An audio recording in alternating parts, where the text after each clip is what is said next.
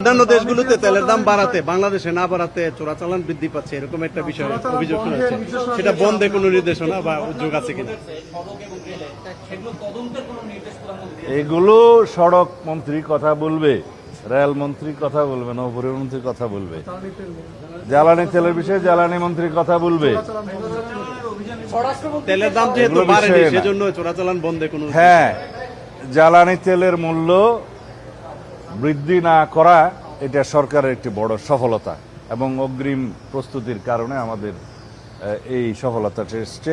আমাদের পরিকল্পনা এবং জনমনে স্বস্তি দেয়া, বিশেষ করে এই সময় হচ্ছে বোরো মৌসুমের ভরপুর সময়, যাতে কৃষি উৎপাদনে কোনো সংকট না হয়। কৃষকের দ্রব্যে মানে কৃষি যে সমস্ত উপকরণ লাগে তার মধ্যে তো সার, বীজ সহ বিদ্যুৎ একটা প্রধান আমাদের বিষয়, যাতে কোনো কৃষি উৎপাদনে কোনো রকমের মূল্য বৃদ্ধি না হয়, সংকট না হয়, সেই জন্য আমরা অতিরিক্ত ভর্তুকি দিয়ে সেই মূল্যটা আমরা ধরে রেখেছি। আন্তর্জাতিক বাজারে মূল্য বৃদ্ধি হয়েছে, পার্শ্ববর্তী বহু দেশে জ্বালানি তেলের মূল্য বৃদ্ধি হয়েছে এবং অনেক রকমের মানে শিক্ষা প্রতিষ্ঠান সহ অনেক প্রতিষ্ঠান বন্ধ করে দেওয়া হয়েছে বিভিন্ন দেশে জ্বালানি সাশ্রয়ের জন্য। কিন্তু আমরা সবকিছুই সুচারুরূপে বাংলাদেশে সম্পন্ন হয়েছে মাননীয় প্রধানমন্ত্রীর নির্দেশনায় এবং পরিকল্পনায়। আমরা আশা করি সেটা আমরা ধরে রাখতে পারবো।